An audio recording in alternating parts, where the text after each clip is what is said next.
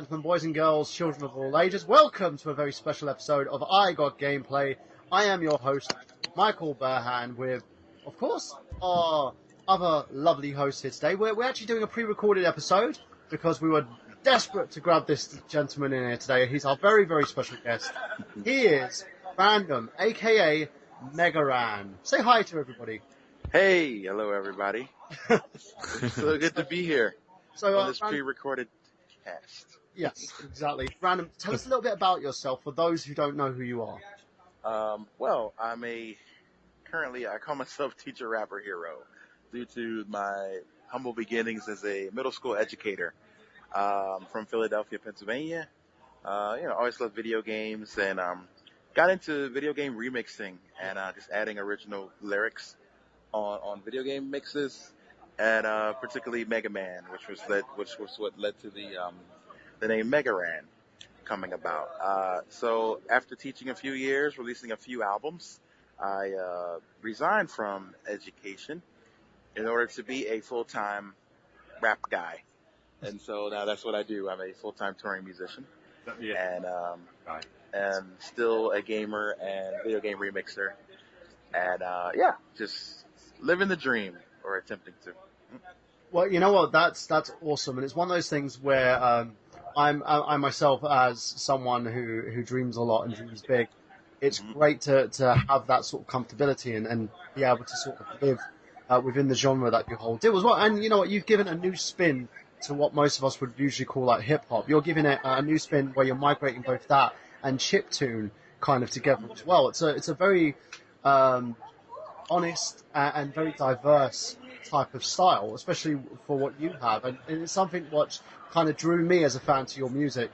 But speaking of musicians, of course, we have from the Exodus Gaming Podcast here as well, Mr. Xander Scully. Xander, say hello.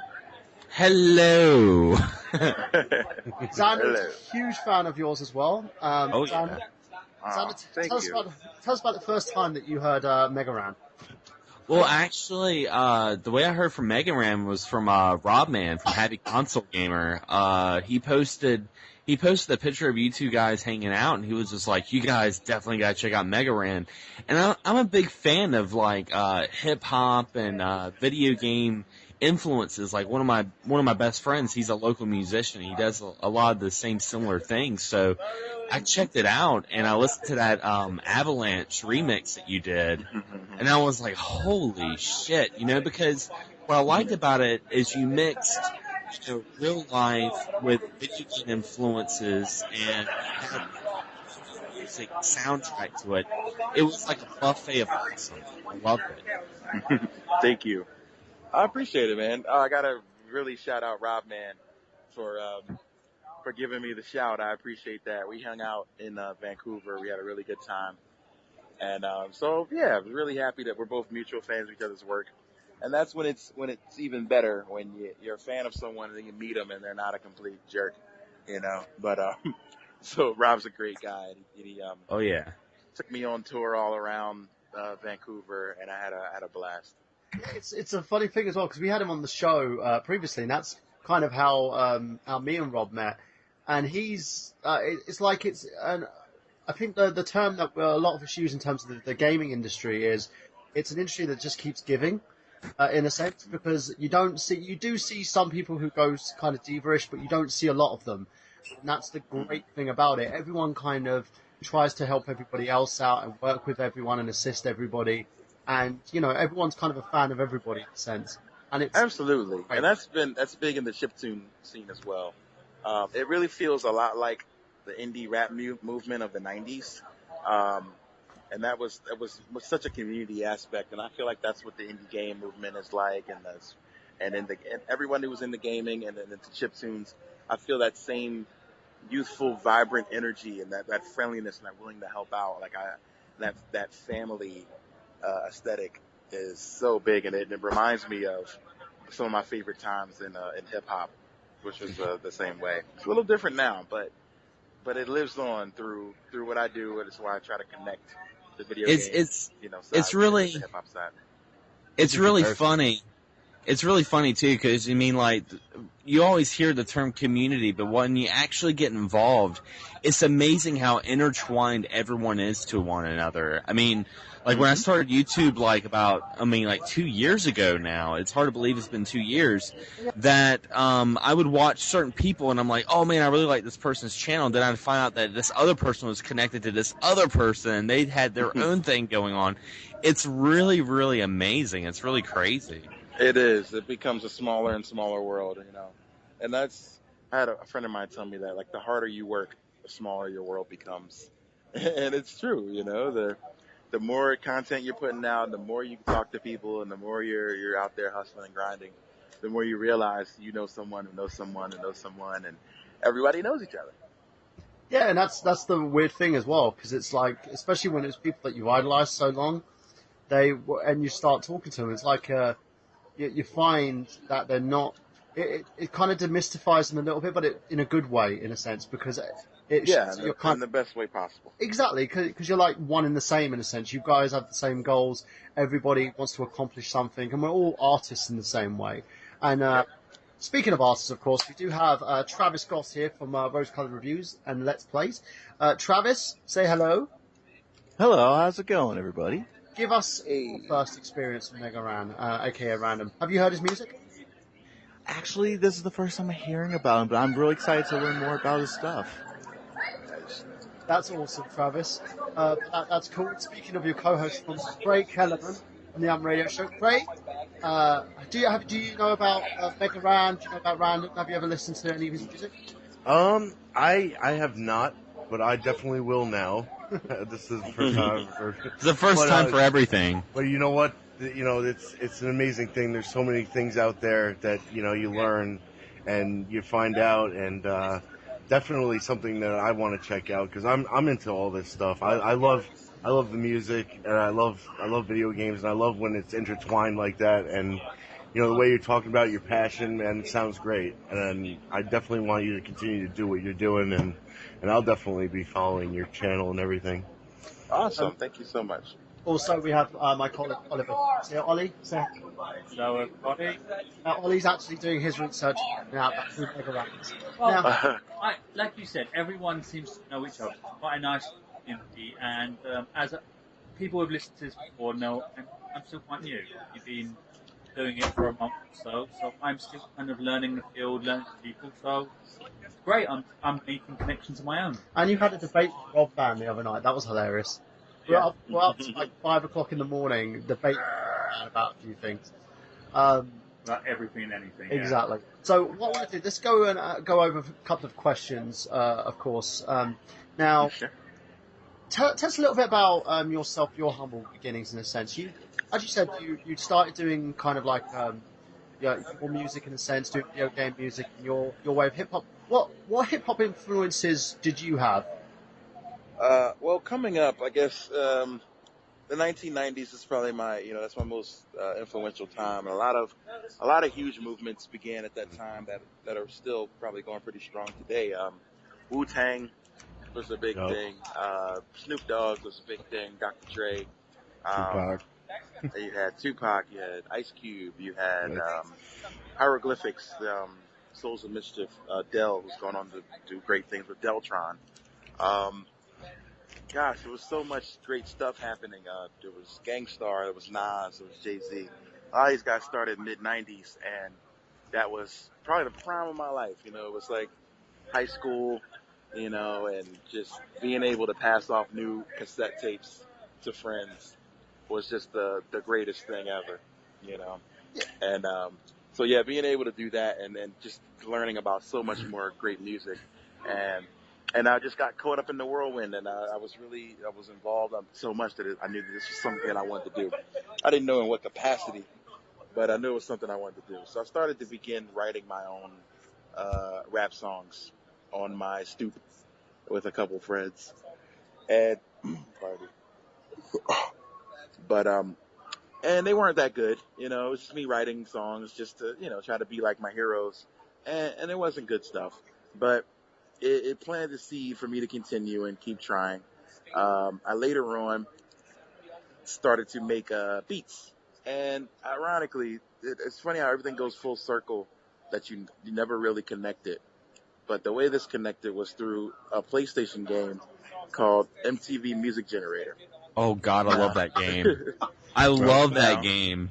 I worked at GameStop. Well, it was EB Games back then, and it was so hard to find a copy of MTV Music Generator. So once one came in, I bought it instantly, and I started trying to make music on it. And I remember sitting it down saying, man, this sucks. Like, you can't make anything good on this. You can only make techno loops. This is stupid.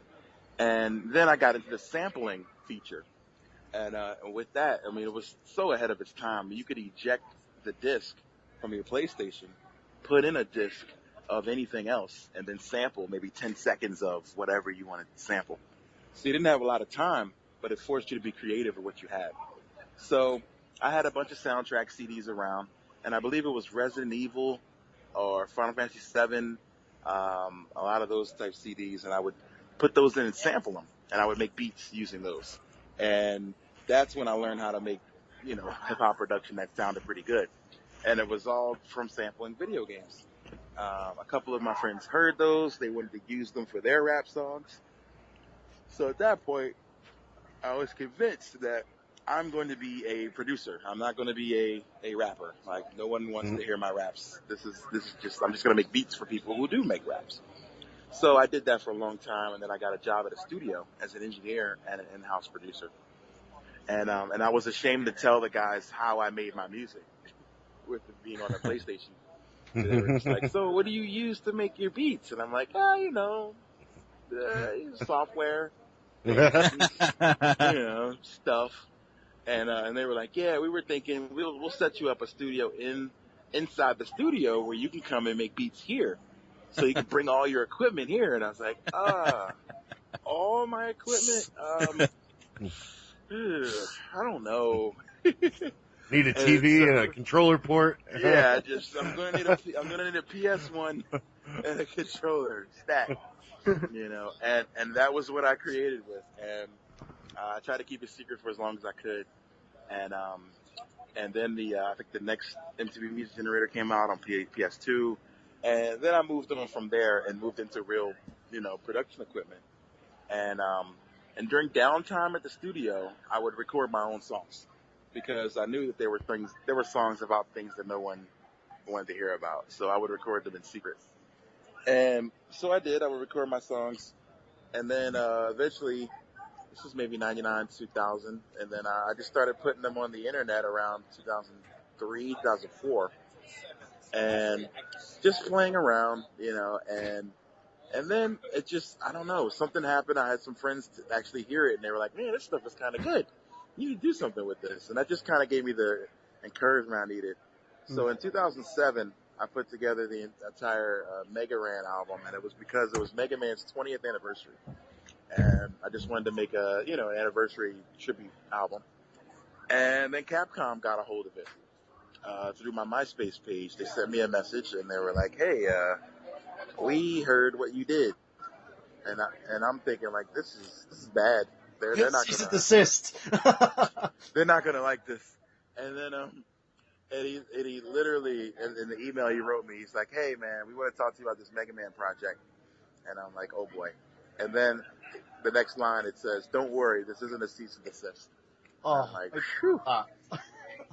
So instead of a cease and desist, he told me about Capcom Unity, which is the community division of Capcom, which was so far ahead of its time, especially in 2007, where they would just find fan art all over the internet, and then they would just put it on their site, like, hey, is it okay if we profile this on our page? And I'm like, what, are you kidding me? Yes, of course. And so they were totally okay with it. They thought it was great. They considered it a great fan tribute. And from there, it was just on. And so, from there, I just continued to make music about video games, just developing relationships with video game developers, going to E3 and PAX and Comic-Cons and other things like that. And the rest is kind of history. After that, I moved on to Final Fantasy VII. And that was the game and the album that kind of pretty much took this whole thing I did to another level. I made an album called Black Materia, which is all based on FF7, and I was still teaching at the time that this came out. And it was one day, I'll never forget it, where I got a bunch of phone calls from all my friends while I was working. And they never call me while I'm teaching because they know that I'm working. But I checked my messages on break, and one of my friends was like, dude, Black Materia is on the first page of Reddit. Like, this is amazing. And I responded like, what the heck is a Reddit? Like, what are you talking about? I mean, this is 2011. Like, this is before I knew fully about Reddit. And yeah, once that happened, I mean, it was just on. I mean, I guess that's what viral fame looks like. I started getting phone calls and emails from everyone doing interviews with PlayStation Magazine and Game Pro and all these other guys. And things just started really working out from there. And long story short, I started getting booked for more and more shows and tours. And so I couldn't do that as a full-time teacher. So I had to make a really tough decision. I had to step away and walk away. It was like Ryu at the end of Street Fighter. I had to bring it back to video games. Where instead of staying around for the ceremony, I had to move on for the next challenge. And that's what it was. It was music. So now I am a full-time musician. That was 3 years ago. Yeah. Yeah, that is a completely and utterly awesome. That's the long origin story. That is something which I find, it's especially in an industry that at the moment has actually taken a lot of influences from hip hop. Like a lot of YouTubers and independent creators kind of do that. They sell most of their stuff from the backs of their cars. They release their own type of material. There's only a few people that manage to kind of do things from the comfort of their own home, in a sense. It's the conventions that you've got to go to, and it does take up a lot of your time. It is a complete and utter struggle. Being myself, it's one of those things where I have struggled with. I work like 19-hour days. I'm literally mad when I go to my normal job. And then go home and do my other job, which is, what we do here, not just work with, I've got gameplay, of course, as well, but with other sort of influences that I've got to do in terms of writing, directing, picking up new projects. And it's hectic. And the fact that you were able to take that decision when you sat there and thought, okay, there's no way I can do both. It's like I nurture one and get rid of the other. In a sense, and it's one of those things that you kind of had to do, and then in a sense, kind of found success for it well. And again, it's a tribute to the gaming community where everyone has kind of embraced you in that sort of sense as well, because they want to see more from you, want to hear what you have to say, and that's volumes. You're still kind of teaching by your music now instead. Wow, thank you. I don't really think about it that way. That's awesome. Like, it's a really good point. It's one of those things, I think. It's so amazing too, like this era that we live at, with the internet being such a huge thing. Like when you said MySpace, it gave me flashbacks of like, of my band when we first started and we started doing demos and stuff like that and discovering new music. I mean, it's really amazing because, years ago, I mean, the only way was word of mouth and mixtapes. Which then itself is nostalgic, trading mixtapes and, trying to find out your own like little music, and it would feel like your own little world. But now with the internet, it's just so fucking big and it's so amazing. Yeah, it's easy it really to share, is. It's especially with it's insane, man. And it's funny we talk about the MySpace days, like those were. It would seem like it was so long ago, but it wasn't. But that was where everybody went for music. I mean, it kind of fell off really quickly and really hard, but I know a lot of people who got record deals from MySpace, just that was where the industry was, and it's pretty amazing, that it became that easy from selling, tapes out of the car or passing off tapes in school at recess and things to being able to put music into one place where the entire world would hear it, and be able to get noticed that way. It was a really amazing time. It really was. So let's talk a little bit about that in terms of your social media presence.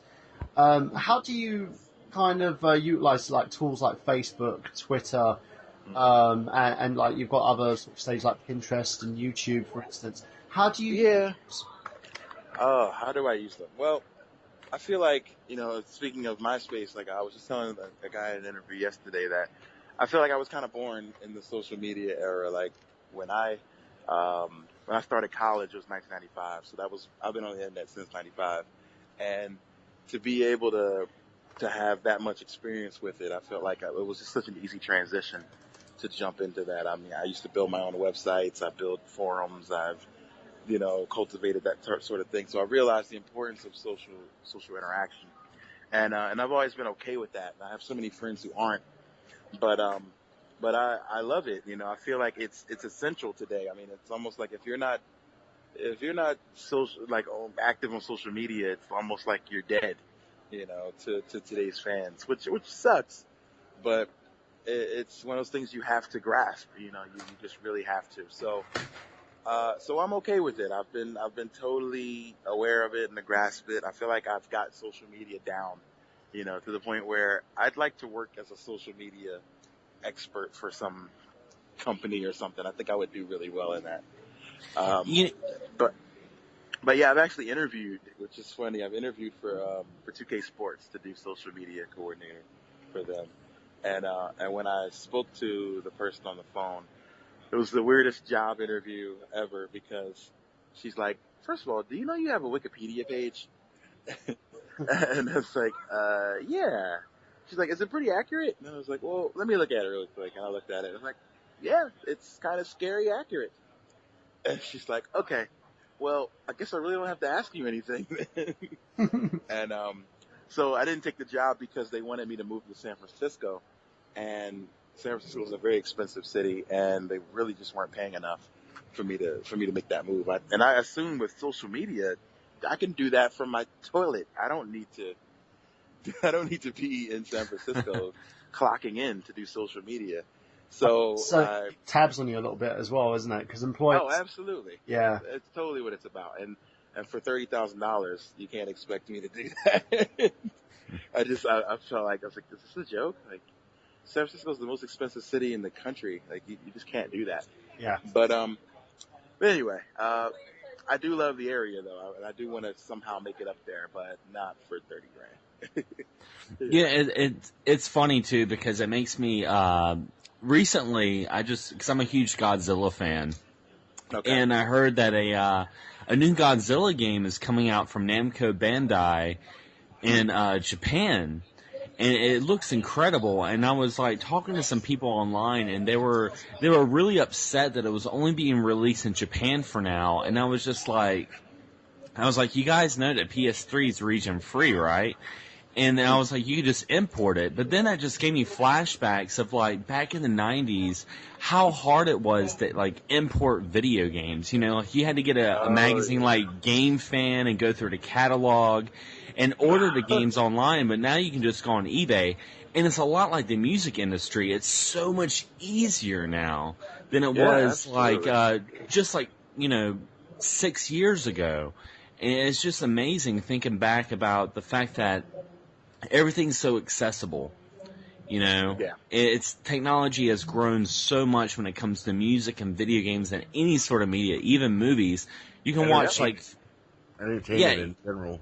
Yeah. Yeah, I mean, you can watch a fan-made movie now, and it can be recognized and be shown by so many people, like the Street Fighter, the new Street Fighter miniseries that came out. That's absolutely amazing. If that came out like 5 years ago, it would be such a niche title. It's so funny. Yeah, it's crazy. It's a really crazy time we're in. Yeah, no, it's as I said in terms of gaming as well. Like the amount of contacts that people get, the amount of people that they integrate with, things change very, very quickly. Your presence kind of changes. It's a great thing, especially because we've got tools now that are accessible that you never had before. You've got like ways to self-distribute your music now online. you've never had that before. They used to be the power of labels, your promotions, your basically everything that's behind you that backs you in terms as an artist, yourself. So it's all kind of self-maintained now. So what some labels tend to do, at artists who can provide them with material, they're like, oh, we'll promote that, earn our money that way. But it doesn't work anymore. Now it's kind of, the labels become irrelevant in a sense, become kind of your own promotion team. You have yourself, you do everything, you attend the shows. But another question I do want to ask is, how handles your bookings? Do you do it yourself as well? Oh yeah, I do everything myself. Oh, so you're a quadruple threat then. You do everything. I do. I'm my own manager, booking, promoter, social media, all that stuff. I try to do as much as I can. I mean, some things are out of my reach, and I do reach out for help for those things. Yeah. But for the most part, I've been able to do most of what I've been able to accomplish just from hard work, and you were talking about doing those 19-hour days. Like, those are very, very familiar to me. Yeah. That's what I do. I mean, I'm up at 8 working on the computer, and I'm not off the computer until 1 a.m. a lot of times. Yeah. And so it's very, very normal for me to work all day long, and so. But yeah, I get everything done. I mean, it works that way. It's the best way I know how. I mean, once it's too much for me to handle, then I'll reach out and seek help. And I do have, a great team of guys to help me out with things. But yeah, I handle all the booking stuff. I handle all that stuff myself. Awesome. Do you reach out to like companies and promotions in order to get the bookings done, or do people usually just come and contact you? Well, most of the time people contact me. It's probably 50-50. A lot of my earlier stuff was me reaching out to conventions, just like, hey, look at me, look what I do, and I think I'm pretty cool, But then, they'll say no that year, and then they'll say, okay, we'll come find you next year, hopefully, And that's usually what happens, So the next year and the year after, I don't have to reach out because they're aware of me and they know what I do. Yeah, no, of course. And that's the thing. You've extensively grown your profile. It's like, I probably first heard of your music a couple of years ago. I'm a big hip hop fan myself, I'm a big fan of the 90s as well, because I feel that in that sense, great music was made. At the moment, the current genre of music is all about, look how rich I am. Look how my rims are. Look at my chain. Look at my group. Look how much cash I've got. And it's just like, okay, I've heard that crap. I wanted to go back to the days of G-Funk. I want to go back to the days where it was talked about, where it was political, where you understand the project of your environment, And we do have bands that kind of do that. They're mostly on the independent scene who kind of get big in a sense. But the mainstream stuff is always the same thing. It's like, even I was talking to my to my kid's mum about the fact that the music that they were listening to, because I was dancing to her, I thought it was a Beyonce song, and she was like, oh, but she's she believes in empowering women, and I just looked, I was like, well, she's wearing a strapless top and she's jiggling a button. How does that work as empowerment? She's kind of putting a mixed message. It's kind of one of those things where I think a lot in the gaming community as well, in terms of chiptune, it's allowed me to get the nostalgic feel of that era in a sense, but it also brings out what's relevant to me. I'm a huge gamer. I'm a big fan of gaming. And there's been some core titles, core games that I love the most. One of them is Mega Man. Final Fantasy VII was my game that made the PlayStation for me. Nice. And when I was listening to your stuff, I was like, awesome. He's amazing. And then when I found out Rob was a fan of yours, I was like, oh, dude, Mega Man? Oh my God. And it kind of all sort of materialized from there. And again, when I found you on Twitter, it was like, bang, a meeting of the minds in a great thing. And to me, I think the one thing that makes you so unique and makes your style so unique is you have that kind of 90s era type of flow. But you also are a gaming fan. And the funny thing is, back in that range in the 90s, as you've said yourself, people kind of looked at gamers, they looked at nerds in a sense, they looked at, what the other names were called? Geeks. People weren't it's like the outcasts, and now it's become such this big thing now. You know, Yeah. so much that it's become part of like regular culture. Yeah, because we're Yeah, it's we love- pretty amazing. I never thought I'd see the day. I mean, I feel like a proud old man or something. That's like, the old granddad who's just seen, man, back in my day, I would have never thought to see this kind of world, and I think of that every time I go I'm at a convention right now, a video game convention called Too Many Games in Pennsylvania. And it's literally kids from, people from, toddlers to 50, 60, 70 years old here. And it's really making me like so proud to see that, they're walking around, they're playing old retro games, they're Yeah. having a really good time. And it's awesome to see because, yeah, when I was younger, hip hop and gaming probably could have never went together. A lot of hip hop guys are into gaming, they're into comics, they're into movies, they're into all types of nerdy pop culture. But like it was almost taboo to include that or to mention your influences in hip hop. It just became, it was super uncool to do it. And and so yeah, and I never really understood that because I'm like, hey, all the thugs on the block, they used to come to me when they couldn't beat Metroid, and we would work on it together, and things like that. So, Well, Metroid was hard, so oh yeah, sure was. And so yeah, we would play games together, or trade Nintendo codes and things. But now if it's not Madden or Call of Duty or whatever the most masculine game of the moment is, these guys don't want to hear it. But I think if you can do it in a way that's tasteful and it's fun and still exhibits skill and some kind of precision craftsmanship, then it becomes undeniable. And I don't necessarily know if that's what I have, but this is what I strive for at least. Yeah, and that's the great thing. And as I said, you've got this huge range of positivity around you as well. You're someone that I believe, in my view, is not just only humble because you're on our little gaming podcast. You're also someone who basically spreads a rather positive message across, which is something you don't see nowadays. It's always that's true. It's not a very positive overall scene.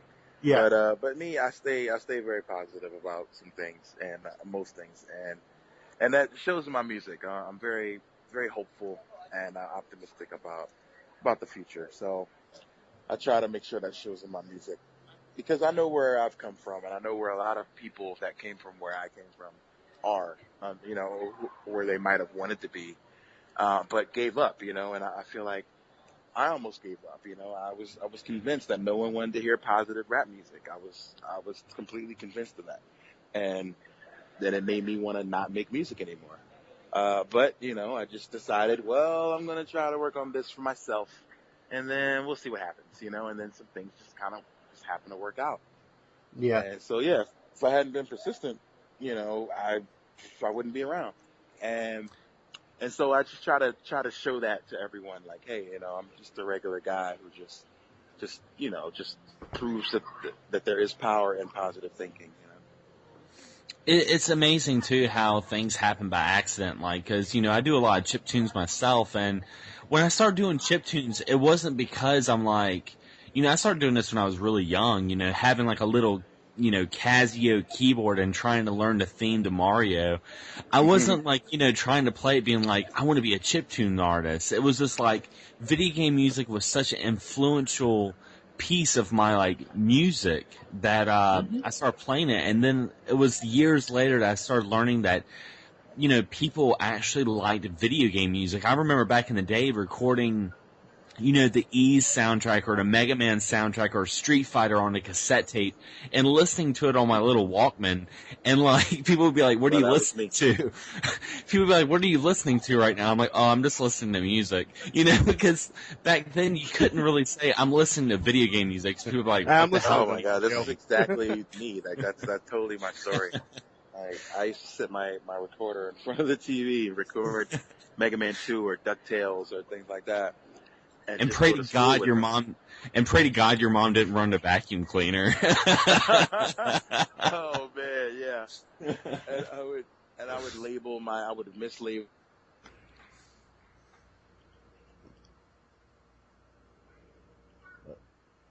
Oh. Megaran, you there? Okay, ladies and gents, he's just disconnected there in a second. Hope you'll be able to get him back. Give us 1 sec as we try and bring Megaran. Oh, you there? Hello? Yeah, hello? Yeah. Yeah. I don't know what happened. Oh, I No. got a phone call and it just threw me on hold. As you were saying? Oh, but yeah, I used to record, games themes, and I'd put them onto tapes, and I'll try to disguise the title of them, call them like rap mixtapes or things like that. And yeah, friends would ask what I'm listening to. I'm like, just some new, just some music, and so yeah, that was, and I feel Nothing like you ever that- heard before. between that and it's just so funny how so many seeds were planted. It should have been very clear to me that I would have been a video game related musician somehow.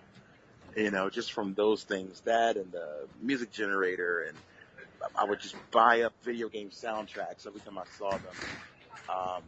Just all those things that should have told me that at some point I'm going to have some sort of career related to video games. And, I just fought that, for as long as I could.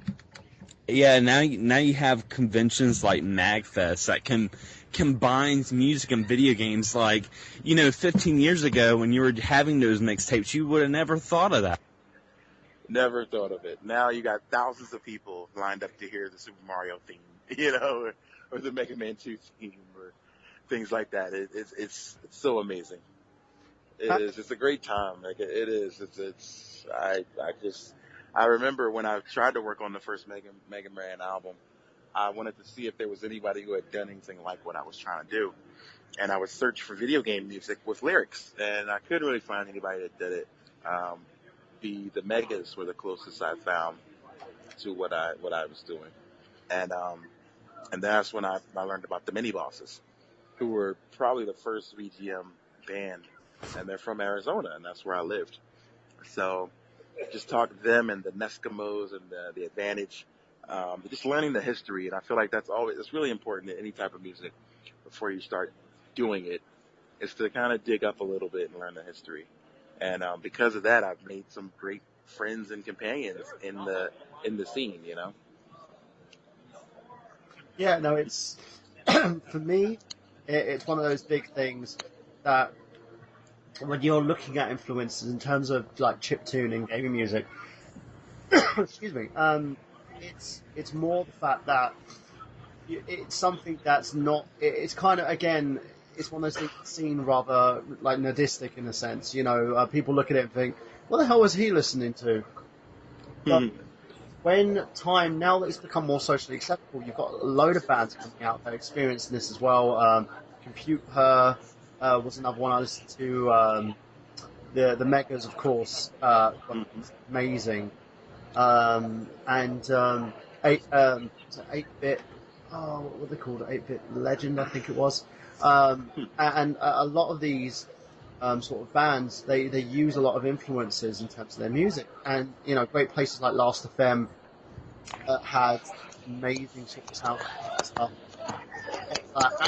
These albums, because you had ways of doing it. I know myself, being a dad and being somebody who's grown up in the video game sense, and it's had been able to pass it to my children. The fact my kids love the same things I listen to is amazing. The fact they play the same things I play, it's amazing. And it's one of those things where I'm a huge proud parent in a sense, because they always manage to sort of grasp everything, and they take it on in full form. And, watching them get inspired by the things that I get inspired shows that, we're teaching a generation to kind of accept something that used to be seen as a negative. If you like games, that's a negative. If you like pro wrestling, it's a negative. If you like basketball, that was a negative. And now it's all being embraced. And we're seeing a lot more people come in who are basically making their own sort of mark on it. You know, like guys like Brent Force as well. That's been another. I mean, that's the thing. My mom, she's here with me at this convention, and it's so funny for her to see it when people come up and they know who I am and they know the music or they want to purchase something, and it was her telling me that, get off these games. These games aren't going to do anything for you. Stop playing these games all the time and get out and learn some real skills. And little do we know, or at least think that, that our generation would go on to be content creators, and because of the internet and because of our video game knowledge or passion, there are jobs out here to be had or to be made, Now, with, now, with video games. Now I have a funny story or a funny question to ask you. You were mentioning about recording, video game music and stuff like that. What's one of your most nostalgic stories actually purchasing a video game soundtrack? Because video game soundtracks are really hard to come by back in the day. Like when you first got your first actual video game, like CD-ROM, like digital media. What's one of your stories with that? Well, I had to order an import. Actually, I think most of my early ones were imports. So I believe it was the first Resident Evil. I tried to locate that soundtrack, and the only way I could get it was to get the Japanese CD, and it was Biohazard, they call it, yeah. And I had to scour the internet for that, and I remember being in school and just waiting for that CD to come, and of course it took forever because it was an import. And I remember the day it came, I was so excited, I don't think I even went to class. I was just like, yes, I got it, yes. And that's funny, that's a story I've never told before, but yeah, video game soundtracks were so hard to come by. That's why They really were.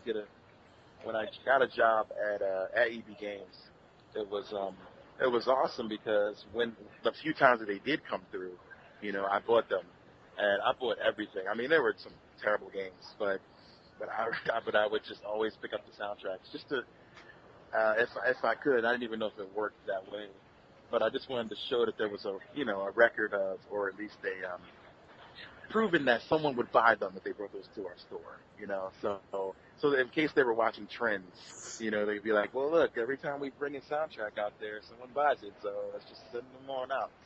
And so like every Final Fantasy that came through, I bought it. Capcom was really big on that. They did a lot of soundtracks.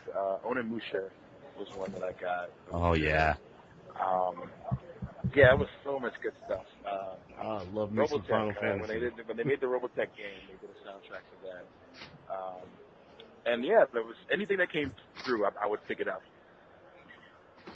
So let's ask you a little question in terms of Capcom, because they've been a big influence on yourself and your music. What do you think of the current situation with Capcom? Do you think they've, like a lot of Capcom fans out there, do you think they've just gone really... They've kind of overkilled any sort of fandom that they had, in a sense. They cancelled a ton of Mega Man games that would have been top quality. They've over-abused some of their IPs like Resident Evil, and also the fact that they only released, the majority of games that released last year were mobile games, and the company is now looking to sort of sell out of the game industry and hand the reins over to someone else. Do you think that the company itself has just has turned away from what it used to be? Well, I think the problem is they haven't turned away from what they used to be, and it's been a problem. They haven't made any adjustments to today's industry, and I have a lot of, I can't say I have, but I had a lot of friends that worked at Capcom, but now I don't really know anyone that works there, which is really sad. But it's just a testament to how much turnover they've had in the past few years. Like, everyone who's helped me out at Capcom doesn't work there anymore. So it's just such a different company now. And everyone who has left has agreed with me pretty much in saying that they're just behind the eight ball. I mean, they're very traditional in their methods and approaches. And there's a place for traditional, but I don't think the video game market is one of those places. You got to make adjustments, and I think, the Japanese market in general, I mean, I never thought a day would come when American studios are making games on par or better than Japanese studios. I just didn't ever think that would happen. And And now we're in an interesting time, where a lot of, American studios are making some really great stuff. And you can't just slap super duper on the front of your old game and expect it to sell 10 million copies anymore. So it's a really tough time for them, and I really feel for the company. And I hate to, I don't know if, and the fans feel like, all they got to do is just put out a Mega Man game and all will be saved. And I don't think it's that simple, because I feel like these companies, they like money. So if something's proven to sell and to do really well, I don't think they would have any problem with doing it. So I think it's just a lot deeper than them just creating or putting out a new Mega Man game for everybody to enjoy. I think it's just, there's so many behind the scenes politics and things like that we don't know about. And it's probably hurting them in the long run, and it's hurting the relationship between the people and Capcom. Which sucks because, people look at me like I'm a representative of Capcom. Like, I don't work for Capcom. They gave me the opportunity of a lifetime, So, and I'll always be grateful for that, because they could have sued me and we wouldn't be talking right now, Yeah. I wouldn't be able to say the word Mega Ran, So it's been an amazing ride thanks to that, And Have a love-hate every relationship. time we've attempted, yeah, I'll say about that in a bit. But every time we've attempted to create something, Capcom has talked to me about several times about, hey, we got this new idea, we got a new project coming, and we want your help with it. And it's been at least 3 or 4 times, and I got super excited, and then nothing happened, just due to changes and transitions, things haven't happened. So, I don't know why, but I won't say that they aren't trying, because I really think that they've tried, and for whatever reason, they just can't seem to get it right, And it sucks because I've been buying Capcom games for as long as I've been playing video games. So I hope it isn't like the end of Capcom as we know it. But yeah, it's a really weird transition period that I hope they can come out of it, come out with things working out for the better for us, the game players, and for the company, So who would your odds-on favorite be to buy out Capcom if you had any sort of decision-making power in that buyout? If I had decision-making power on who should buy it, Yeah. wow. I mean, Nintendo would be my first choice. Just because Nintendo knows they know how to keep old games fresh, and they've been rolling with the same 4 or 5, characters or games, and still continuing to make some of the most innovative, titles. So they know about innovation. So I'd say Nintendo would be my first choice. I'd love to see that. It's kind of commonplace as well, because a lot of people have actually said that. Yeah, I think so. I mean, I heard people talking about, Nintendo or Microsoft, saying that they, and I'm like, I don't really know about that, but I think it would be cool though. I would love to see Nintendo and see what they would do with a character like Mega Man. Well, I think Nintendo as well, if you think about it, they know that it's like you don't see Nintendo stopping any of their IPs from being made. They made a Kid Icarus game. They've made their Mario games, the Mario Kart games. They've made games with the characters that people know and love. And they come up with new IPs. They're making a new Bayonetta game. They're helping Platinum Juice to make that game with Sega. A single-handed funding that game. So they know how to treat these IPs. And with Capcom and their games and their licensing, I really believe that Nintendo could do a hell of a lot more with it than what they're already doing.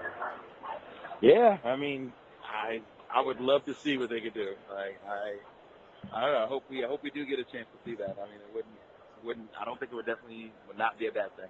Yeah, I agree totally. So, on another question for yourself, then, what does the future hold for Mega Ran, aka Random? Is there new albums coming out? Because I saw you released recently, I think it was a few months back, your special edition of your previous album. straight. Oh yeah, The Call. So what I did with that was we re-released my first ever album, which wasn't a nerdcore album, wasn't a chiptune album, but we did a chip remix of it by getting it all remixed in an NES music style. So vinyl's coming out for that. So I'm about to tour. So that is the immediate current project that I'm pushing now. I'll be playing songs from that on the tour. And I can't wait till the vinyl is in hand because it looks pretty sweet from what they showed me. And I also did I'm working on so much music, but a lot of it I can't announce, so I can't really talk about it. But I'm working on a album that I just finished called Trap 2, which is it's just an EP. It's like 8 songs that are on kind of today's current style of hip-hop production. I know you noticed, you said that my style is very 90s influenced, and it definitely is. Yeah. So what I wanted to do for this album was kind of update it a bit with kind of some 2014 hip-hop production, which is very, they call it trap. A lot of it is trap style. It's very, very bassy, without I guess, a lot of huge 808 bass in it and things like that. So it's more of a simple style of production, but the rhyme style, I think, of a lot of today's stuff is a little more complex. So I tried to add that and make it like a today's sounding album with just a focus on a bit of more important issues to me. And so that album's only going to be available on tour. I've only created it just for tour. So it's just for anybody who sees me out on the road. That'll be when you can grab that album. But I'm also finishing up my next album called Wouldn't Miss It for the World, which has the single Infinite Lives on it, which we just released a little while ago. One of my favorite songs was D&D Sluggers, who's also going to be on tour with me. You can check yeah, D&D. Megaran.com/release. Sorry to interrupt you. No. They're actually in Wilmington. They're from where I live at. So big shout out to those guys. That is fucking awesome. I'm good friends with them. I live in Wilmington. Yeah. Hell yeah. We'll be on the road together, and we're playing in Wilmington at a place called Bougie Nights or something like that. Which is in Wilmington. So we'll be out there in July. I have to come see you, man. That's awesome. Oh man, I would love that. So, have you got any plans to tour internationally? What's that? I'm sorry. Have you got any plans to tour internationally? Yes, indeed. We have. I got a few UK dates lined up for September. I am playing in Cambridge. I'm playing in London on September 9th. I'm playing in Manchester September 11th through 13th at an event called Megabyte or Superbyte. It's a big chiptune festival going on in Manchester. We're trying to add some more European dates to that, so stay tuned to. I think you cut out for us again, guys. Hold on. My website, Megaran.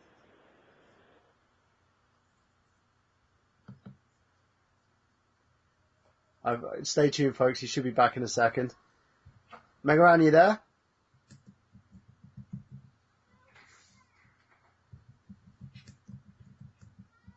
Hopefully we'll get him back. Oh, sorry. I went on hold again. No worries. So yeah, repeat. I'm getting a phone call. I think they might need me to go soon. Right. No worries. To the table. That's a great sort of fun part on that. So, ladies and gents, make sure you go to his website. The website again is megaran.com. Yes. Check that out. You can follow him on Twitter as well, @Megaran. And also, do you have a Facebook page? I do. It's Facebook.com/Megaran Music. Or if you just type in random, aka Megaran, I will come up. Great. I'll add myself to that as well. Make sure you do, guys. He is amazing. Someone that I basically put in high regard. It's great to have you on the show today. Man, it's my pleasure. I'm glad we worked it out. Oh, and YouTube as well, YouTube.com/Megaran Music. And I think that's also my PSN name, Megaran Music. So I've got to make sure in September then I've got to drop you a text so I can come down to and do a kind of a one-on-one sort of interview, introduce myself properly in person. Because I would love that. London. So, I might even do what Rob did and show you around London a little bit because it's a great place to be. I would love that. I went to London for London Anime Con and I had a really good time. But yes, I would absolutely love that. So let's meet up in London. Yeah, definitely. Thank you for being on the show. Good luck with the Too Many Games festival as well, because it's something I know with Too Many Games. It's kind of I believe this is the first one, isn't it? This has been going on for a few years now. Oh, I see. Oh, great. So it's good luck with that. It's my first one, though. Oh, it's your first one. That's great. So it's Yes. going to be the first festival in terms of that. It's actually the first time I've Which heard is about awesome, it. because I used to live in Philadelphia, and this takes place outside of Philadelphia. And when I lived here, there was nothing here like this, you know. And Yeah. and again, we're just showing the evolution of all the things that we love becoming a part of pop culture, and I love it. Right now, I'm standing in front of a line of at least 100 people waiting to go in to see the Angry Video Game Nerd. So I think it's just so amazing, you know. It makes me smile. I'm very proud of where we've come. Yeah, you should be. You know, in the end of the day, you've done some big things. And in terms of your following, it's growing and growing. And we're hopefully the show tonight is going to make sure that your following grows even further. And you know, it's been a pleasure and an honour meeting you, good sir. So you know, thank you very much, and hopefully we'll speak to you soon. Oh yeah. See you in July, man. Yes, let's do this again real soon. We'll do. And I just subscribed to your channel, so you got one more. Thank you so much. And keep, you know, All right. keep making that great music, my friend. Thank you. All right, I'll talk to you soon. Talk to you soon. Bye. All right, bye. Ladies and gentlemen, that was Random, aka Mega Ran. A great human being indeed. An amazing and awesome person. Now, what we're going to do, we're kind of reversing things up a little bit, and we're going to talk gaming news now. So as we talk gaming news, we're then going to wrap the show up, of course, with plugs. So let's do that. For Xana, what's in the news this week? I think one of the biggest news that just happened a couple of days ago is Iwata kept his job. Yeah, that was a very weird situation, wasn't it? Surprising. Yeah, I've been working nights, so I've just been really fucking tired, and I haven't been able to really catch up on a whole lot of gaming news. So, my close friend, Amanda, she was hooking me up with some news that was going on the other night, and she was telling me about it. She was like, yeah, they're having a shareholders meeting right now. They're voting on Iwata keeping his job, and I can say, honestly, Nintendo they've done some things that they could have changed that I feel like Iwata could have done differently. Yeah. But honestly, if he would have lost his job, I would have felt kind of sad. I think, though, in terms of his own personal health, I think it probably was time for him to step down. In my opinion, I still believe that Nintendo needs a more fresh approach. They need somebody who understands what's going on in the gaming market now. But in terms of the direction they're going in, at least they're taking a more positive step. I received an email today in regards to a survey that Nintendo are doing in terms of America to ask what were the good points, the bad points. And they're doing it with a lot of the games that people purchase because they want to see what additions they can make. They're going in the right step with the amiibos, for the NFC controller pods as well. They're not giving up on the Wii U, and they're creating more and more gaming content for that console. So I'm kind of happy in terms of that. What about you, Ollie? On what? Sorry, I completely zoned In terms out. of Iwata keeping his job for Nintendo, do you think it was a good choice? Yeah, I mean, yeah, people make mistakes. Yeah, But, yeah. good move. Yeah, I think it's all right. I mean, he did a lot of things with Nintendo. I mean, he's been there for a long time too, so he knows how things are going. But then again, they're not doing as good as they used to either. So it's kind of like a throw up. So I don't know. How do you guys feel about that? Travis, what about you? That's the thing is, I'm surprised that they voted to keep him around because Nintendo's just made some strange choices with their systems as of late. Right. So I thought, well, that was weird that they kind of kept him around, but maybe they see something in him that maybe he can find some way to pull them out of the rut they're in right now. And I fully agree with Craig. They're not doing as good as they used to, because back in the day when I was growing up, everything was Nintendo. Yeah. They were a big player in the game market, and hell, they even saved the video game market. Yeah. They were only Yeah. But now it's like it's they're not really a laughing stock, but they're No. not. They're just having some major issues. They need to get squared up real soon.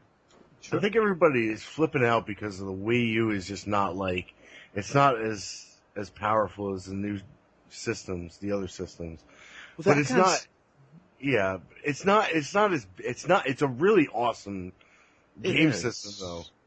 Exactly. And people don't realize the innovations that it does bring to the market. I mean, it's the first HD console for Nintendo as well. You got to take that in consideration. And honestly, a lot of these games a lot of these next gen games look decently good on like the last gen platforms anyway. So Yeah. really, the Wii U holds up well. Yeah, it was actually kind of funny because we were talking about Watch Dogs, weren't we? Yeah. That it Yeah. looked great on the PS3 and 360, but on like the next gen platforms like the PS4 and the Xbox One, it looks the same. So it's like, why are you paying the What's the extra point? price tag? Yeah. Why are you paying for 60 frames per second when you could just basically buy it on last gen?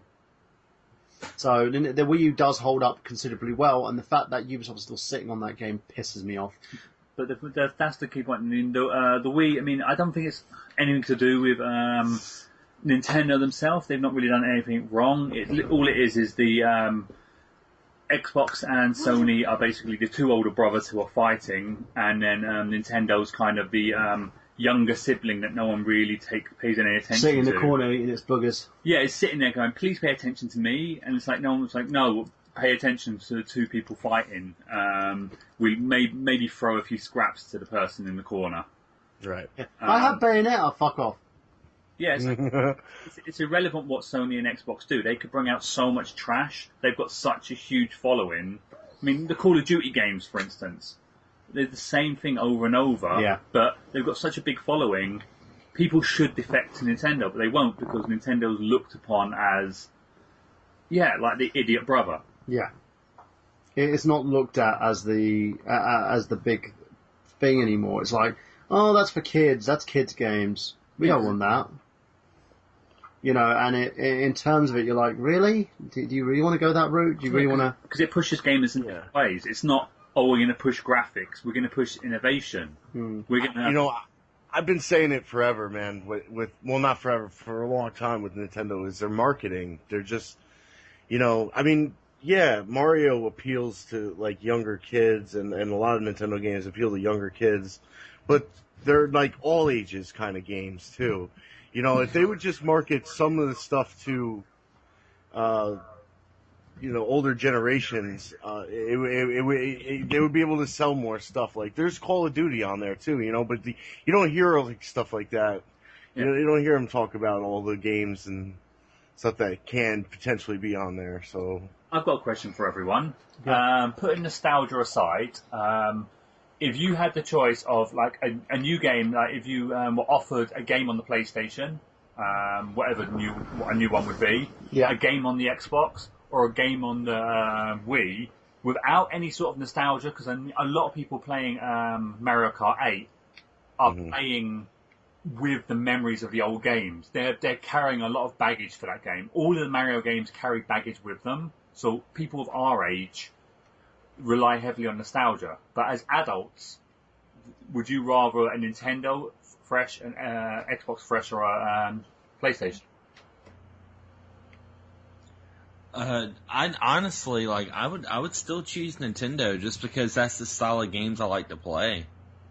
I like playing platformers. I like fun racers, and I mean that's just that's kind of like I feel like a lot of the Xbox and PS4 games they've tried to go so much towards this like Hollywood blockbuster feel to it, and that's just not my cup of tea. I like to just play a video game. yeah, Nintendo means quality. Gameplay and quality. That's. I mean, and it's not the nostalgia talking because I mean, it's just I'm such an old school gamer in the sense that like I like to just pick up a game and play it, and I feel like a lot of these games, especially a lot of the newer games, I feel like you have to you have to put a lot of time in it, not just to play the game, but just get through all those fucking cutscenes, get through all the credits, get through all the hold your hand, this is how you play a video game for the first time kind of thing. And you don't really get that with Nintendo games. Like, you play New Super Mario Bros. 3D World, it's just like, boom, there you go, let's play the game. Or even like Shovel Knight, which is the game I'm playing a lot right now. It's got that, here you go, let's play a game, let's fucking kick ass, Yeah, jump in and play and just not watch a movie. Quick time events and all that. So, going on from the news on there, Xander, any more news for us? Other than the fact that they just announced that the new Toad Treasure game and Mario Maker is going to be a digital and retail release. So that kind of made me excited, because I was really wondering, because the way the Mario Maker looked, I was like, this is going to be a digital game, and I'm still not a huge fan of digital content, so I'm glad that they're going to be releasing a digital release of it.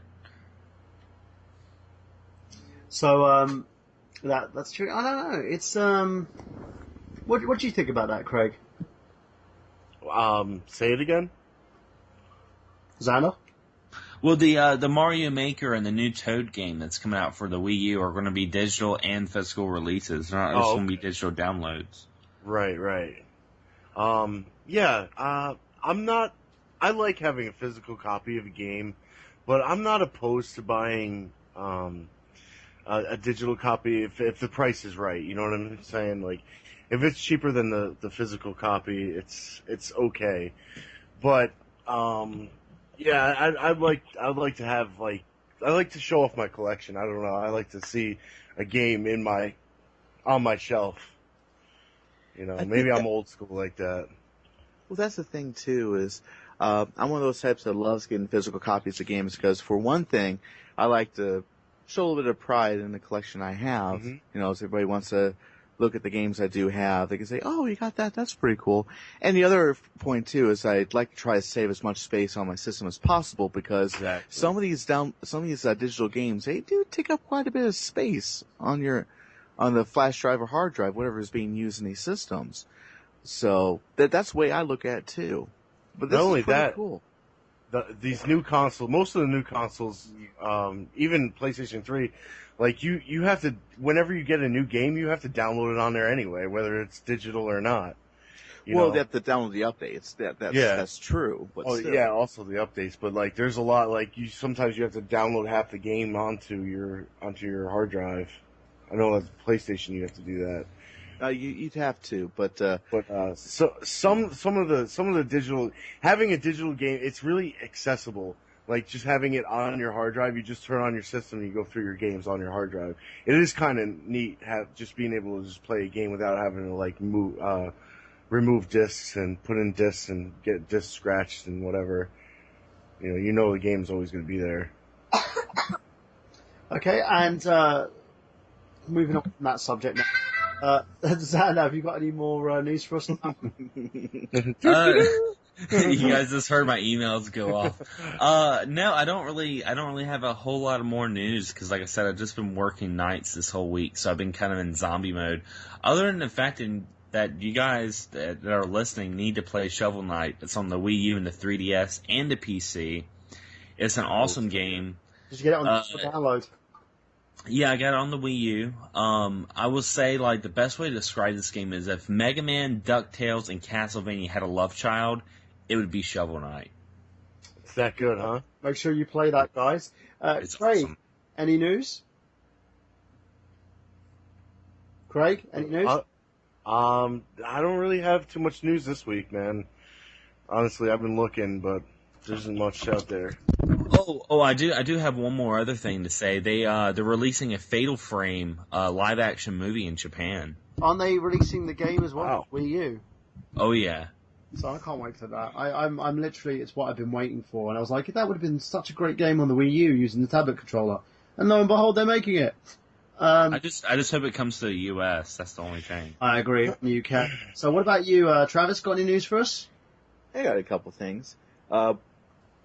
VidCon has been going on, And YouTube has decided to release some awesome news. YouTube is getting a whole lot better with a slew of new features freshly announced at this year's VidCon.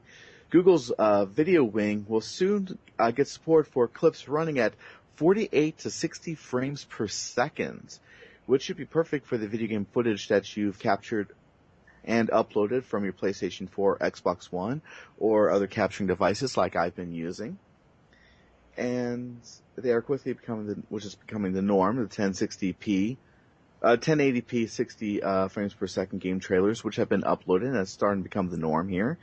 You'll have to make sure that 1080p resolution is selected to get the benefit of the higher frame rate, which is kind of that really depends on how fast your internet speed is. Because if you have a like DSL service, or like the low end cable internet that doesn't run very fast, you probably won't get very much benefit from this frame rate. Very true. YouTube's going over to 60 frames per second as well, aren't they? That's what I'm saying. Yeah, they're allowing you to upload videos on that. Mm-hmm. And let's see here. And here's another cool thing too.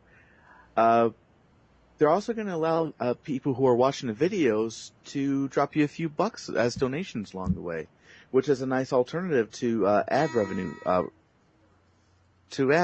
And a guitar string as well.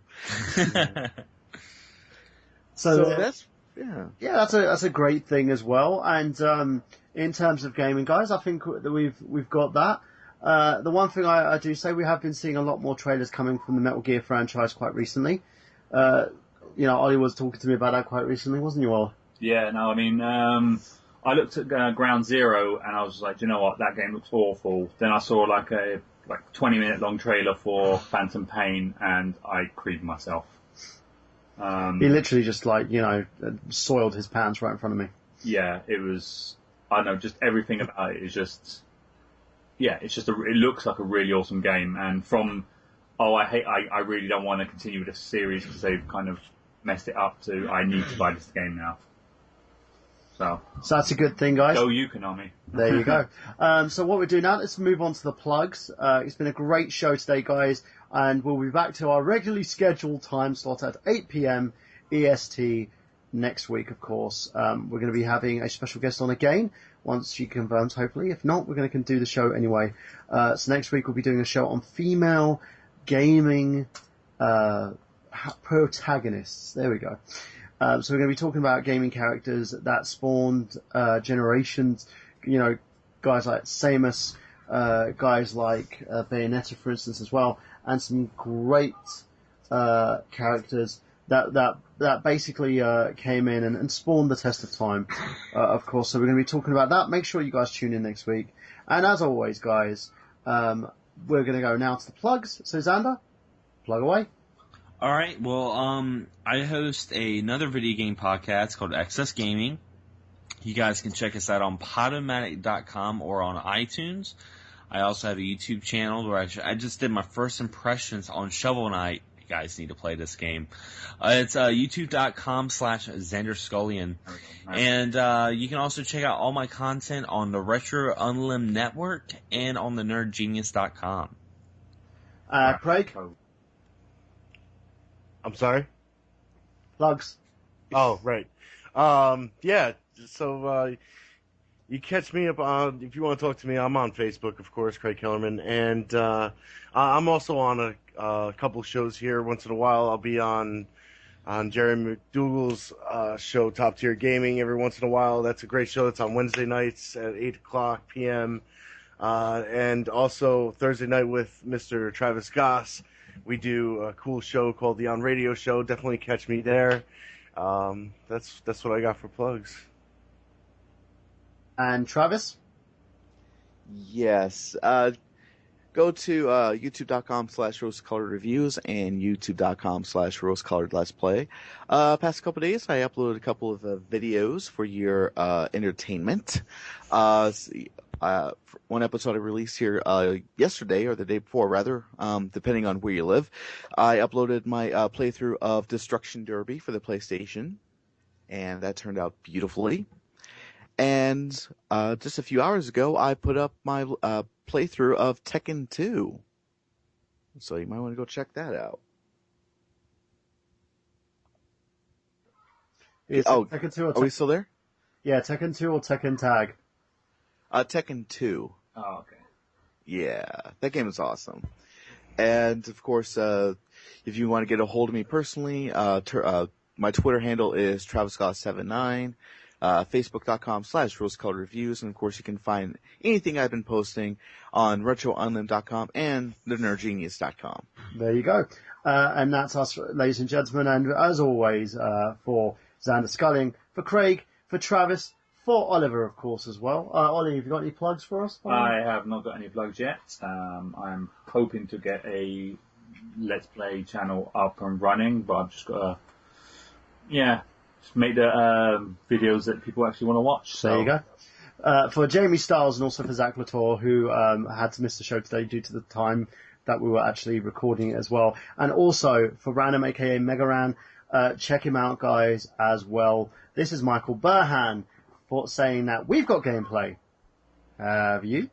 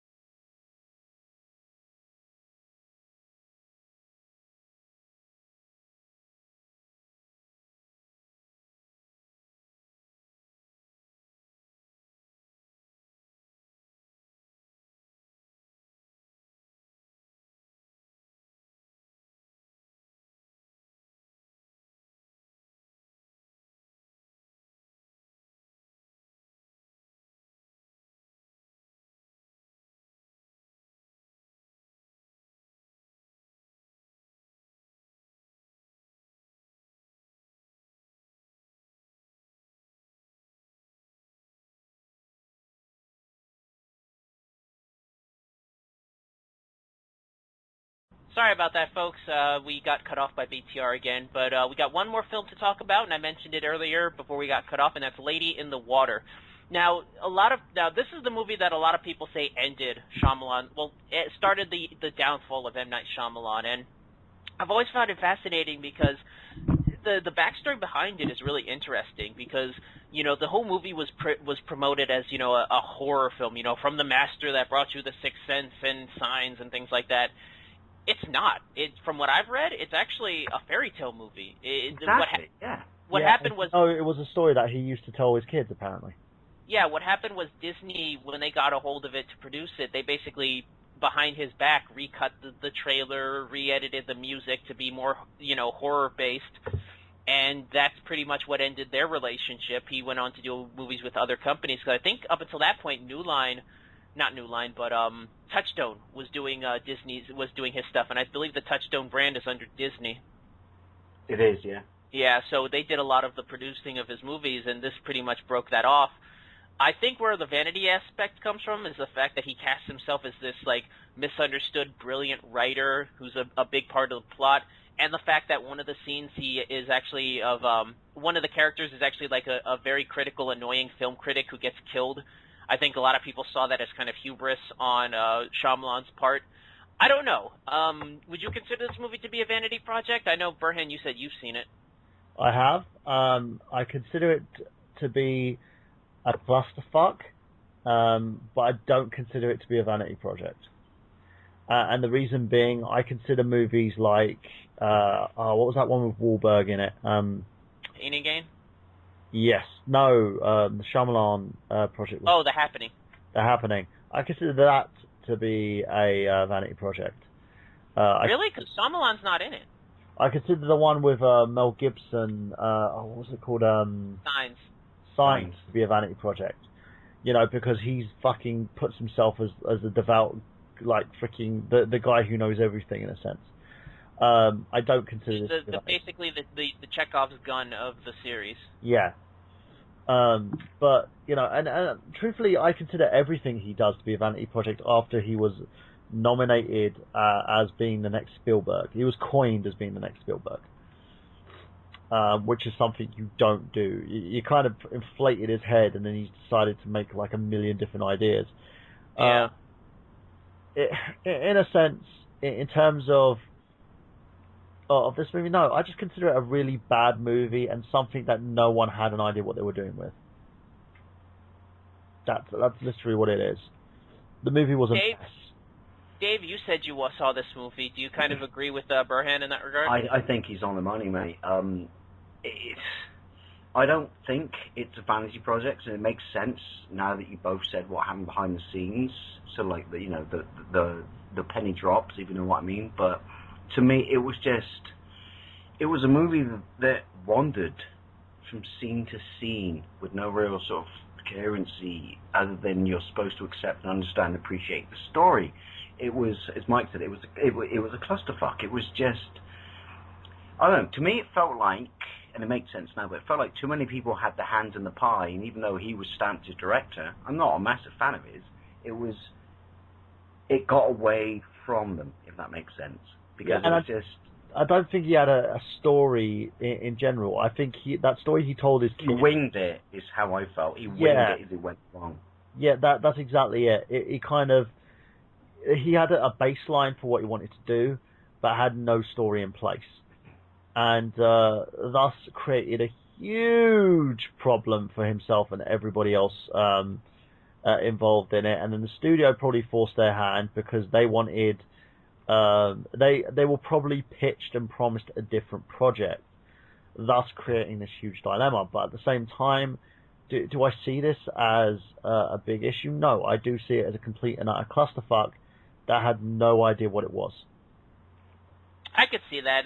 Like, it's less a vanity project than just an unfortunate film. Yeah, it's a mistake. There's through no fault of his own belief. You know, it's not what he set out to make, but, you know, studio hands and stuff like that. Plus, also, don't be good bedfellows with Disney because you'll never be entirely in control. Yeah.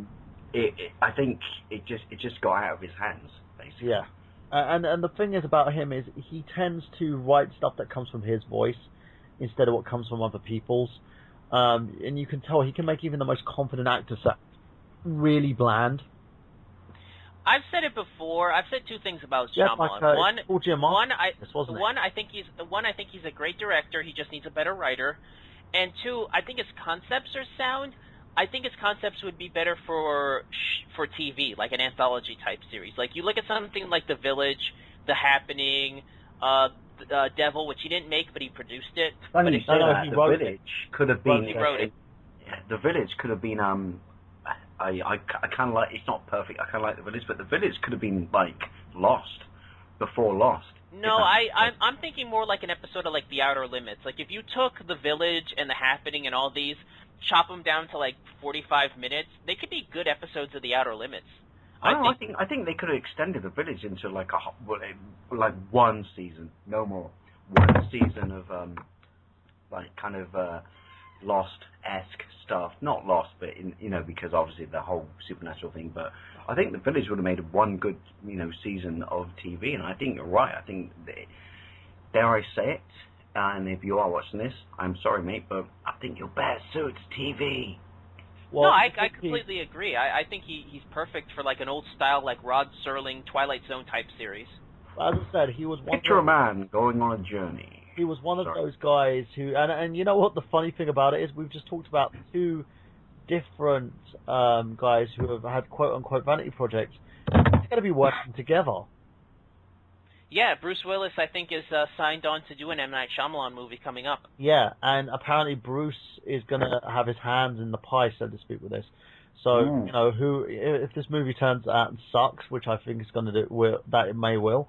I hated Unbreakable, by the way, I have to say. I love that movie, but the whole thing, it made that whole, it took away all the mysticism from superherodom, and turned it into something more realistic in a sense, because people were dying on his watch, but he didn't know about his abilities and his powers.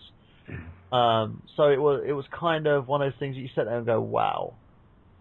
That is what it is. But at the same level, it's, but in terms of this movie, as I said, I don't see it as being, a vanity project, but I do understand the reason why this film became the way it did. But I believe that Shyamalan is partly to blame because he doesn't know how to structure a proper story. He doesn't understand good characters and well-written characters. He does not. I know people will be like, oh, yes, he does. No, fucking he does not. No, his dialogue, I think, is really bad with him, and I think his later films proved it. It makes I find it a disappointment because I enjoyed Sixth Sense so much. And it was like, I know people have that first Precious movie, but I really enjoyed Sixth Sense. Sixth Sense, I think, worked because of the fact that style of writing of his was unheard of at the time. I think it worked in the sense that it made that film feel uneasy, but when you take that style of writing and put it in something else, it does not work. Yeah. Well, that's a good point, actually, because it should feel uneasy because, well, he's dead. You don't know what, that whole what's movie, going on. That whole movie just felt uncomfortable, and I think that the stilted style that Shyamalan writes in his movies worked towards that. When you put it in something like The Happening or The Village or Last Airbender, Last Airbender, that's when it starts to really show its problems. Wait, that's him? Yeah, he directed and wrote The Last Airbender. Oh my god, now I know who to blame. Yeah, it was a complete clusterfuck. You watch the anime. Anybody, if you choose to watch that movie without watching the anime first, don't. Right? And if you watch the anime and then choose to watch that movie, it's going to rape your childhood. I actually did watch the movie first before I saw part of the anime. Oh my god. No, I'll say this. I gave the film leeway at first because I was like, all right, it's not good, but it to me, I just thought it was a mediocre attempt at an adaptation. Like, honestly, I was just like, all right, it's a bad adaptation of an anime series. Big deal. You were waiting for the payoff. And then when I actually saw the movie, and when I saw the series, I was like, wow, he got everything wrong. Yeah. I had no concept of how I've never seen somebody get everything wrong in a movie like that. But yeah, he got every aspect of that source material wrong. You know what? You know when I knew this movie was going to fuck up? When he went, I need to cast some brown people in this movie. I sat there and I was like, really? Prince Zuko's going to be an Asian. I was like, you really don't understand the concept of that cartoon whatsoever. oh, it's all about bending, so we're going to use mystic arts. Yes, these are Oriental mystic arts. Have you done any research? No, of course you haven't. Then I watched it, and I was like, I remember my ex-wife at the time watched it with me. She was angry. She was like, I can't watch this shit. This shit is ridiculous. And she'll watch anything. She'll watch paint dry, right? And I'm sitting there and I'm watching it with her, and I'm just sitting back laughing. She's like, why the fuck are you laughing? This is insulting. And I laughed, and I went, well, what did you expect? It's Shyamalan. It's Shyamalan. I think the moment that he got it wrong was when he cast white actors to play Eskimos. Yes. I mean, come on, that didn't even work for Kathy Bates in North. It ain't gonna work in this movie. Oh, dude, you know what even made me laugh? Prince Zuko was Indian. They cast an Indian. I'll say this though, the Fire Nation actors they got were probably the best part of the movie, just because they were the best actors. Yeah, apart from the fact that Prince Zuko was always angry for some reason. I felt like I wanted to get him a hooker just so that he would calm down. Yeah, but can I assume then at some point now with Shyamalan Ding Dong that he's gonna rape my childhood anymore and do a movie version of Monkey or Journey to the West? I'm just wondering why he hasn't been silenced in a sense. Why Hollywood has just looked at it and thought, we're not funding any more of your movies. Because like I said, I don't think I think he's a terrible writer. I don't think he's a bad director. Like, he could be a solid director of cinematography. I just don't think he should be writing anything anymore. But he's getting worthy passes worthy of Jennifer Aniston. That's literally it. You know, she does horrendous movies. I'm not saying she's a terrible actress, but she does horrendous movies. And I agree with you on that. She keeps getting hired for movie after movie after movie. It's the same with him. He's like the Jennifer Aniston of directing. He'll just continue, or she may be the M. Night Shyamalan of acting. But, sorry, best descriptive term ever. Yeah, it's just like, he just keeps getting hired to do stuff, and I'm sitting there thinking, do you guys watch his other projects, or maybe you're colorblind, you're sound blind, there's something about his shit that makes your eyes and ears shit-proof. Well, I don't know. All I'm going to say to wrap this up is that I've heard rumors that he wants to do Airbender 2. Oh, God. He said it was him, but now you said that, I'm like, oh, fuck no. Dave, get me a gun. We're going to Hollywood.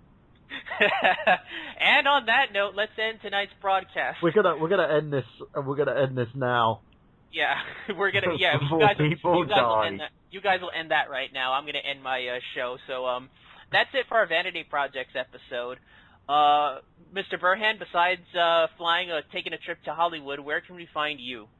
www.nerdgenius.com, of course, and that's basically my site has everything. We've got a review coming up soon this week for One Piece by Namco Bandai. I'm going to have the review up for that. We're going to have a written review and also a video review, which we're going to have one by myself and also one by another one of our Retro Random co-creators. Well, stay tuned who that's going to be.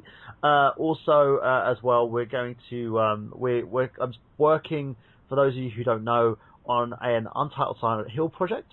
I've been talking with everyone, including Guy Seehee, who's the voice of James Sunderland, which is kind of awesome, in terms of character development, getting the characters done. We've cast a second actor. Basically, for those who don't know, we've already cast our Harry Mason. We've cast his love interest as well. He'll be... Have a cameo. Yes, of course, Dave, you can have a cameo. I say this every time. Going to be in this as well. We've also cast the mayor of Silent Hill. I'm not going to name names who that's going to be yet, but you will have to wait and see and watch the space. We are getting the project nearly in its final stages. Myself and Miguel are working on revising the script and getting the draft sorted out so that we can have the script ready and able for the pilot so that we can get the Indiegogo. And all I've got to ask each and every one of you guys is please support it. The only way we're going to get this pilot shot so that Konami can watch it and can give the okay to it so we can shop it around is if you guys support it. And the only way to do that is we need people to donate. So we're going to get the Indiegogo up. We're going to need you guys to help us. Please help us. Send me a PM behind the scenes and I'll do a little, not that I count for shit, but I'll do a little promo video. I'm gonna go around to everybody. I know some people are expecting a 5-minute video. I am working on putting together a 5-minute sort of teaser that we can put for the Indiegogo trailer, but I want to do it properly. If it's not done with the proper effects and visuals, then I'm not going to do it, because I don't want to do something half-assed and say, oh, look what I can do if you give me your money. It's not going to be nice. I don't want to do that. Yeah, but what I'm saying by all means is, I'll support you. So if you need anything from me, just thank you, Dave. whistle. And, that's why I love you guys. Everyone sort of supports me. Make sure that you support it, guys, as well. And last but not least, of course, check out the Retro Random Network. We've got some amazing shows. I Got Gameplay, 8 p.m. this Saturday. We have the man himself, Random, aka Mega Ran. He's going to be on our Chiptune episode. Check that out. Check last week's episode, which was the Metal Gear series. We did a very nice retrospective. Oliver Hughes did an amazing breakdown on that. I've got 2 special guests that I'm trying to work on the show as well, to get them to come on in the next current weeks. In 3 weeks' time, we've got a Females Week coming to Retro Random Network, including I Got Gameplay episode on female protagonists. These are female stars who led their games. So make sure that you check that out as well. This is going to be feminism done right. It's going to show you strong, powerful women the way that it's supposed to be done. Not all men are fucking pigs. They all need to die. We're going to do it properly. So make sure you check that out, guys. I'll let you know who these special guests are going to be when they're available.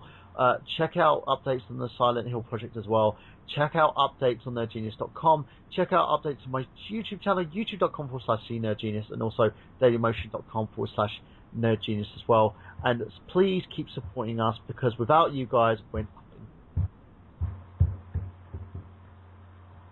Burhan, you still there?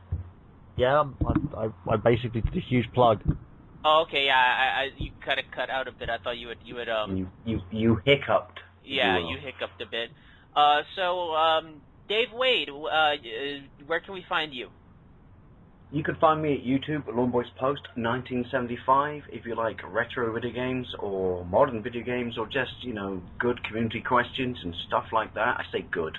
I don't know what's good. It's me asking, but, if you like debate, discussion, and just a good chat, then come and check me out. Although I have to say to all my retro fans right now, I'm on a massive modern console kick right now. So, well, hopefully you come and check me out. You might have more of a console kick. Sorry? You'll probably be on a bigger console kick. Hopefully, if I get these bits and pieces sorted out that we talked about. So, well, dude, I will happily do it if you trust me to do it, because I'm not brilliant, you know that. Oh no, but dude, you know what? There's only a few people that I trust, and I think you're one of them. So I'm probably going to get you to do it. Plus, you've got a Wii U as well, so that helps. I know, it's an exclusive club right now, isn't it? Very much so, but it's still a great club and the one that I love to be a part of.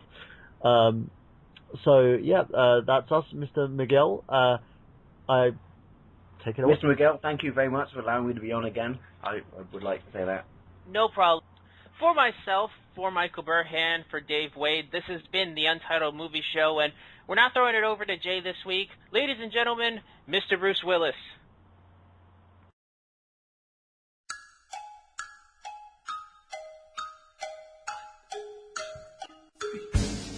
Would you like to swing on a star? Carry movies home in a jar. It'd be better off than you are. Or won't you rather be a mule? A mule is an animal with long funny ears. He kicks up at anything he hears. His back is brawny and his brain is weak. He's just plain stupid with a stubborn streak. And by the way, if you hate the road shh, you may grow up to be a mule. Or would you like to swing on a star? Carry moonbeams home in a jar. And be better right than you are. Or would you rather be a fish? A fish is an animal that swims in a brook.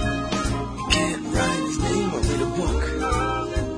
To fool the people is his only thought. And though he's slippery, he still gets caught. If that sort of life is what you wish, you may grow up to be a fish. Delish. Or would you like to swing on a star? Have your moonbeams home in a jar. And be better off than you are. rather be a pig. A pig is an animal with dirt on his face. His shoes are a terrible disgrace. He's got no manners when he eats his food. He's fat and lazy and extremely rude. But if you don't care a feather or a fig, you may grow up to be a pig. And all the monkeys born in the zoo, every day you see quite a few. So you see, it's all up to you. You could be better than you are. You could be swinging on a star. You could be swinging on a star. You could be swinging on a star. Tommy, yes, Eddie. You could be swinging on a star. You could be swinging on a star. You could be swinging on a star, my man. Hey, don't I know it? You could be swinging on a star. You could be swinging on a star. Let's take it home.